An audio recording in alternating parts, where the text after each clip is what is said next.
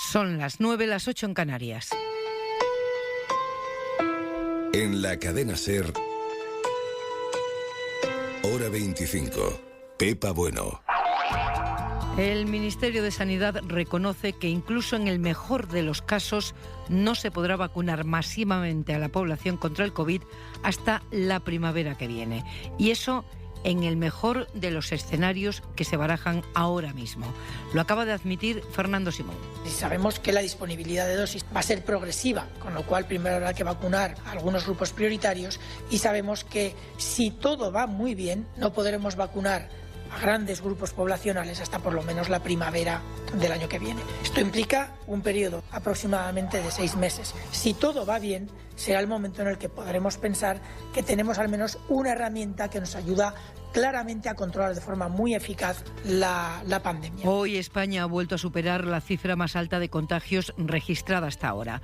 Desde el viernes hasta hoy se han contagiado 52.000 personas más y han muerto, Aymar, 279. Y si el viernes asistimos aquí en directo a cómo las comunidades iban pidiendo el estado de alarma, una cascada de comunidades pidiéndolo, ahora que ya lo tienen, lo que hemos vivido hoy ha sido un goteo de gobiernos autonómicos decretando el cierre perimetral de sus territorios. A Navarra y La Rioja se han sumado hoy Asturias, Aragón y la última Euskadi, que no solo cierra sus fronteras, sino que prohíbe a los ciudadanos que salgan del municipio en el que viven. Y al gobierno se le empieza a complicar su intención de que el Congreso apruebe el estado de alarma hasta el mes de mayo. El Partido Popular dice que lo apoyará solo si es por 2 meses, no más. Y también Ciudadanos y Esquerra Republicana critican esa duración de medio año que pretende el gobierno. Empieza, por tanto, ahora la negociación. Y en cualquier caso las pegas son políticas, puramente políticas, porque jurídicas el Consejo de Estado no ha dicho que las haya. En el informe que emitió este organismo, el Consejo de Estado no entra a valorar cuánto tiene que durar el estado de alarma.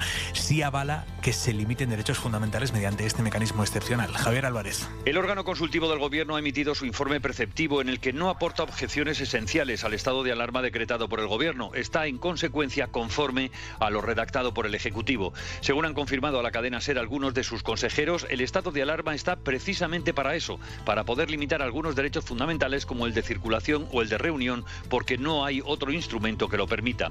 En este sentido, precisan que el Gobierno puede adoptar medidas restrictivas o que limiten esos derechos fundamentales, pero desde luego no acordar la suspensión total de los derechos, que sí podrían anularse en estados de excepción y sitio. Según los consejeros consultados, el informe menciona además las sentencias del Tribunal Constitucional que avalan la limitación temporal de derechos fundamentales.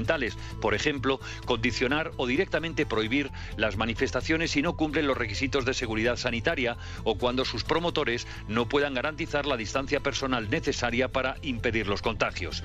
Además, el informe del Consejo de Estado no entra a valorar la prórroga de la declaración del estado de alarma durante 6 meses, porque es una mera estimación del Gobierno en base a las circunstancias actuales y, por tanto, carece de valor normativo como para pronunciarse sobre ella. Y esto que aquí parte de la oposición dibuja como un exceso casi antidemocrático, aprobar una regla, una norma excepcional con una duración muy amplia. ¿Esto cómo se está gestionando en otros países? ¿Hay ejemplos de estados de alarma o su equivalente muy largos? Victoria García. Italia decretó el estado de alarma el 31 de enero y lo ha ido prorrogando de momento hasta diciembre, es decir, de modo continuado. El primer ministro Conte va argumentando en sus intervenciones parlamentarias. Dell'eventuale proroga dello stato di emergenza, valutando con cierto margen de maniobra a nivel regional, hay unas directrices claras desde Roma dependiendo del porcentaje de contagios. El gobierno francés decretó el estado de emergencia sanitaria desde el sábado durante 4 semanas, extensible a otras 2 más. En Portugal, desde el 15 de octubre, pasó del estado de contingencia al estado de calamidad. Está en vigor durante 15 días, pero es casi seguro que lo alargue más tiempo. En Alemania no hay ni ha habido estado de alarma en ningún momento. El gobierno central negocia con los Länders las medidas que van tomando. El gobierno les hace propuestas y los Länders aceptan o no.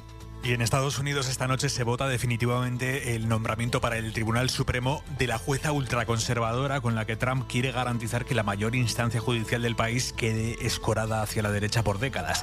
La votación va a salir adelante, dan los números de sobra, así que quizá lo más escandaloso a esta hora sea que el vicepresidente del país, Mike Pence, va a acudir allí a la Cámara para presidir la votación, a pesar de que su jefe de gabinete ha dado positivo por COVID. Su jefe de gabinete y más colaboradores suyos. En lugar de confinarse, Pence se va al Senado a presidir la sesión. Corresponsal en Washington, Marta del Vado.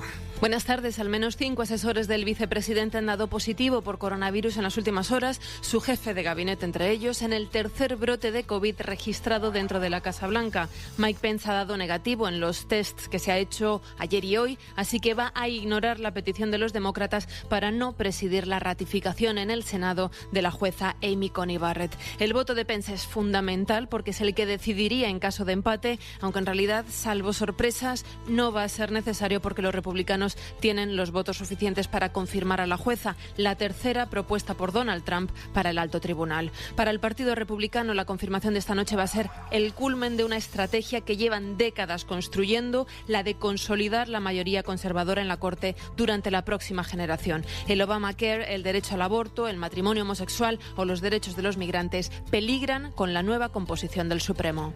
Y en España, casi medio año después de la muerte de José Mari Calleja por coronavirus. Porque la profesión periodística está a veces muy acelerada, muy con la urgencia, pero yo creo que nuestra obligación como periodistas, es decir, como ciudadanos que tienen que estar al servicio de otros ciudadanos, es abordar a fondo los problemas. No podemos banalizarlo. Casi medio año después ya de su muerte, se acaba de presentar en Madrid, en el Círculo de Bellas Artes, el libro Compañeros del Metal, que es una expresión que él utilizaba muchísimo y que ahora da título a este libro en el que una veintena de amigos del periodismo, de la política, de la universidad, homenajean a Calleja. Acaba de tomar la palabra el ministro Grande Marlaska, el periodista Luis Azpiolea y la presidenta de Covite y víctima de ETA, Consuelo Ordóñez. José María Calleja, para un vasco como yo, representa a alguien que nos acerca un poco a una lección de dignidad, ¿no? La primera lección de dignidad que muchos vascos tenemos en Euskadi respecto a cuál debía de ser